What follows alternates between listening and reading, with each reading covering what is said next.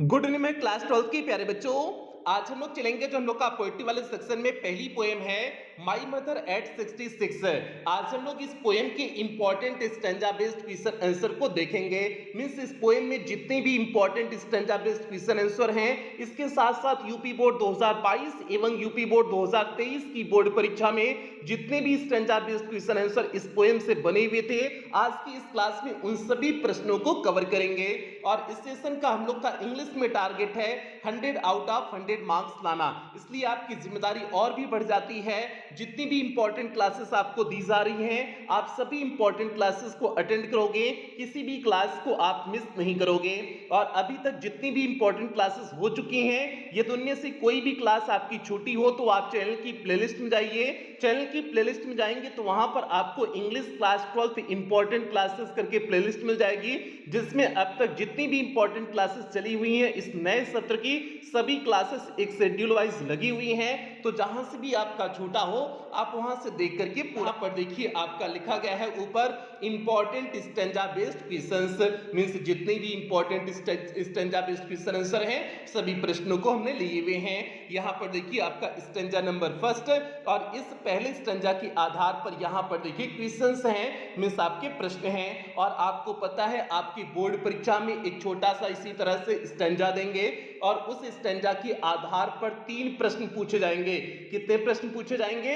3 प्रश्न पूछे जाएंगे, और प्रत्येक प्रश्न 2 नंबर का होगा, तो 3 है तो जाहिर सी बात है आपका 6 नंबर का हो जाएगा। मींस आपकी बोर्ड परीक्षा में 6 नंबर के प्रश्न स्टैंजा बेस्ड क्वेश्चन आंसर से बनने वाले हैं। तो अब जल्दी से हम लोग पहले स्टैंजा का हिंदी अर्थ देख लेते हैं, उसके बाद इसके क्वेश्चन आंसर को देखेंगे कि इसके आधार पे कैसे प्रश्न बने हुए हैं। तो भैया जल्दी से इसका हिंदी अर्थ जल्दी से हम लोग देख लेते हैं। तो यहां पर देखिए आपका दिए हुए हैं driving from my parents home to coaching. Driving means होता है वाहन चला करके, कहां से? From my parents home means अपनी माता पिता के घर से, अपने माता पिता के घर से वाहन चला करके, टू कोचिंग मीन्स कोचिंग के लिए, कोचिंग स्थान का नाम है, मीन्स कोचिंग के लिए अपने माता पिता के घर से वाहन चला करके, लास्ट फ्राइडे मॉर्निंग मीन्स पिछले शुक्रवार की सुबह।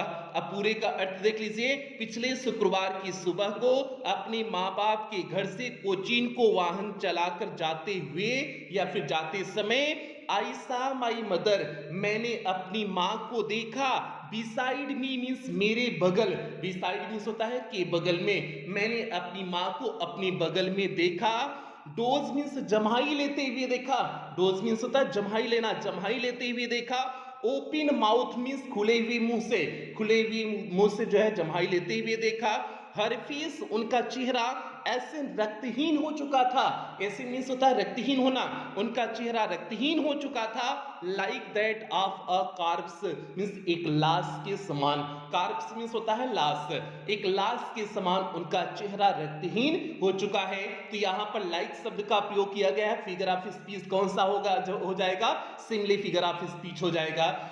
अब आगे देखिए, ठीक है, यहां तक आपका ये पहला स्टैंजा है, आगे इसमें नहीं दिए हुए, पहला स्टैंजा आपका हो गया।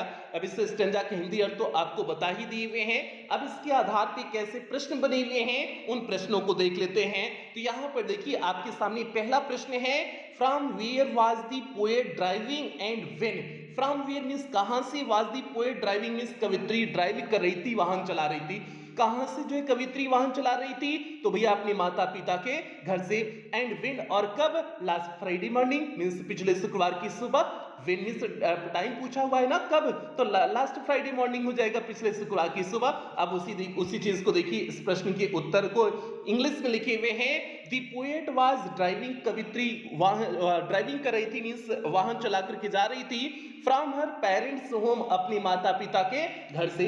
तो ये हो गया आपका पहले प्रश्न का। और कब जा रही थी? आगे देखिए लिखे हुए हैं, on last Friday morning means पिछले शुक्रवार की सुबह को। ये दोनों प्रश्न का उत्तर आपको कंप्लीट हो गया। तो सीधे आपने इस प्रश्न का उत्तर क्या लिख दिए?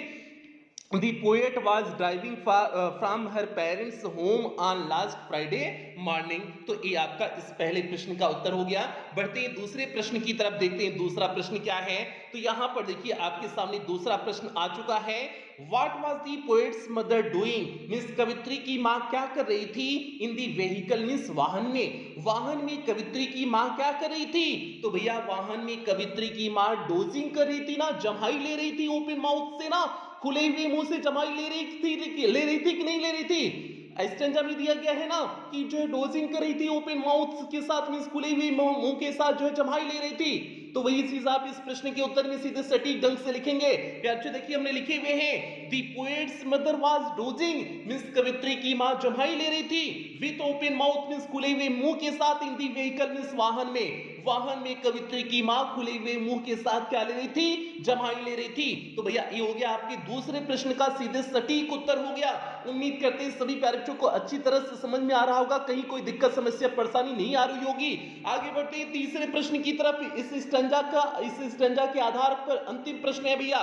तो तीसरा प्रश्न देखिए आपका पूछे हुए हैं हाउ वाज दी फेस, चेहरा कैसा था आप दी पोएट्स मदर, कवित्री की मां का, लुकिंग लाइक मींस किसके समान दिख रहा था? मींस कवित्री की मां का चेहरा किसके समान दिख रहा था? तो भैया कवित्री की मां का चेहरा जो है एक लाश के समान रक्तहीन सा दिख रहा था ना। बोलिए दिख रहा था कि नहीं दिख रहा था?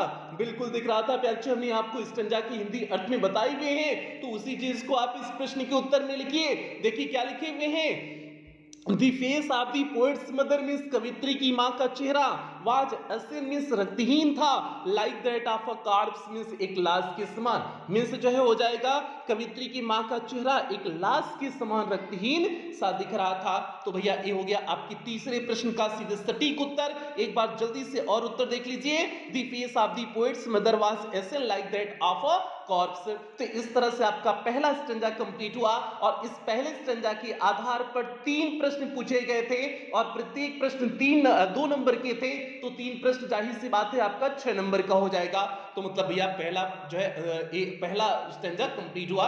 अब हम लोग चलते हैं दूसरा स्टैंजा, देखते हैं कौन सा दूसरा स्टैंजा है और उस स्टैंजा के आधार पर कौन से कैसे प्रश्न बने हुए हैं। और जल्दी से सभी प्यारे बच्चे वीडियो को लाइक कर दें। जितने बच्चे इसमें लाइव जुड़े हुए हैं जल्दी से जो है सभी प्यारे बच्चे वीडियो को लाइक करें, क्लास 12 के सभी बच्चों में वीडियो को शेयर कर दें, क्योंकि इस पोएम के जितने भी important stanza based question answer हैं सभी उन स्टैंजा को लिए हुए हैं। तो इसलिए सभी बच्चा तक वीडियो को शेयर कर दीजिए। अब यहां पर देखिए आपके सामने दूसरा स्टैंजा आ चुका है और आज की इस क्लास में केवल 3 ही स्टैंजा लिए हुए हैं, केवल 3 ही स्टैंजा इंपॉर्टेंट इस पोएम के हैं। तो भैया दूसरा स्टैंजा आपके सामने आ चुका है।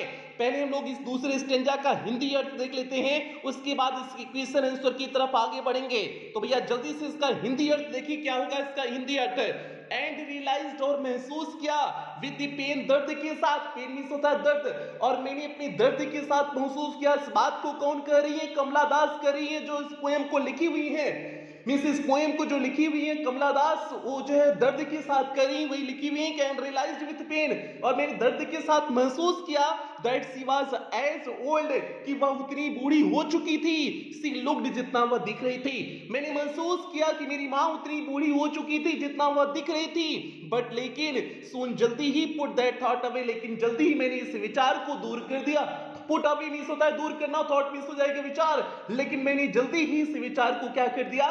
दूर कर दिया। मींस मैं नहीं चाहती थी कि मैं अपनी मां के बारे में सोचूं कि जो है मेरी मां बूढ़ी हो चुकी है, कब उनकी डेथ हो जाएगी कोई भरोसा नहीं। मैं ऐसे विचार अपने मन में लाऊं, ये जो है कवित्री सोच नहीं रही थी, ऐसा विचार भी लाना नहीं चाह रही थी, क्योंकि ये मैं अपनी मां को खोना नहीं चाह रही थी। तो भैया यही चीज होता है, जब आप किसी को खोना नहीं चाहते हैं ना, तो आप ऐसे विचारों को भी लाना नहीं चाहते हैं कि जो आपके दिमाग में आए। ठीक है, जैसे जब प्रेमी युगल होते हैं ना, प्रेमी जोड़ा होते हैं ना, जब तक एक दूसरे से बात कर रहे होते हैं ना, तब तक तो जो है वो एक दूसरे को एक पल के लिए भी छोड़ना नहीं चाहते हैं, अपने दिमाग में ख्याल भी नहीं लाना चाहते हैं कि हम जो है एक दूसरे से कभी अलग होंगे।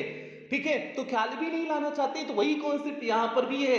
यहाँ पर जो है माँ बेटी जो है कमला दास अपनी माँ से बिल्कुल अलग नहीं होना चाहती थी और उसके ख्याल भी नहीं लाना चाहती थी, जबकि उन्हें पता था कि उन्हें अलग होना ही पड़ेगा एक दिन, क्योंकि उनकी माँ बूढ़ी हो चुकी थी, कब उनकी डेथ हो जाएगी कोई भरोसा नहीं था। तो भैया ये चीज हो गया।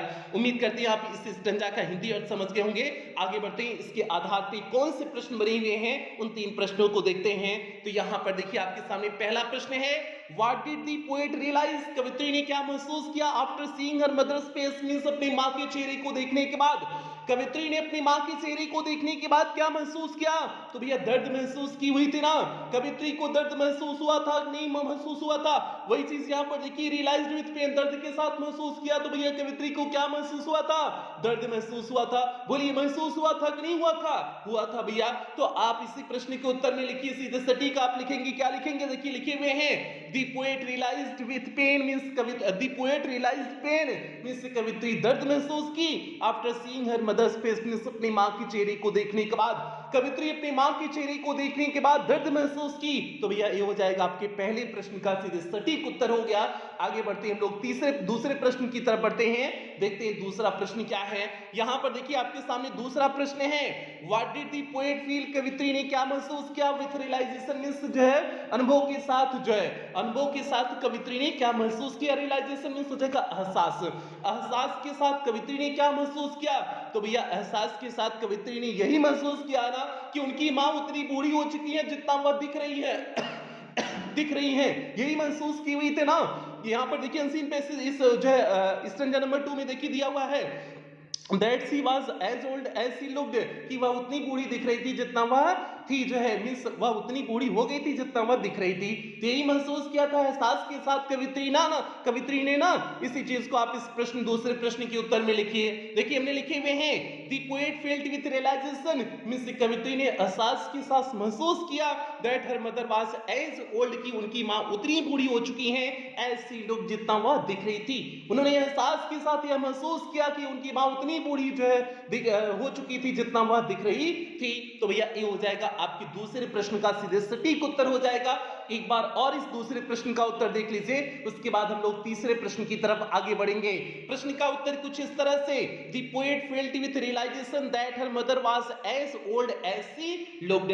आगे बढ़ते हैं तीसरे प्रश्न की तरफ, देखते हैं तीसरा प्रश्न क्या है। तो यहां पर देखिए आपके सामने तीसरा प्रश्न है, what did the poet put away, means कवित्री ने क्या जो है दूर कर दिया, तो भैया यही विचार दूर कर दिया था ना जो वह सोच रही थी कि उनकी मां उतनी बूढ़ी हो चुकी है जितना वह दिख रही थी ना, इसी विचार को जो है कवित्री ने दूर किया हुआ था ना। इसी चीज को आप इस तीसरे प्रश्न के उत्तर में लिख देंगे, देखिए हमने लिखे हुए हैं the poet put away this thought, means कवित्री ने इस विचार को दूर किया that her mother was as old as she looked, कि उनकी मां उतनी बूढ़ी हो चुकी थी जितना कि दिख रही थी। कवित्री ने इसी विचार को अपने आप से दूर कर दिया, तो भैया ये हो जाएगा आपके तीसरे प्रश्न का सीधे सटीक उत्तर। एक बार और उत्तर देखिए, उसके बाद हम लोग अगले जो है स्टेंजा की तरफ आगे बढ़ेंगे।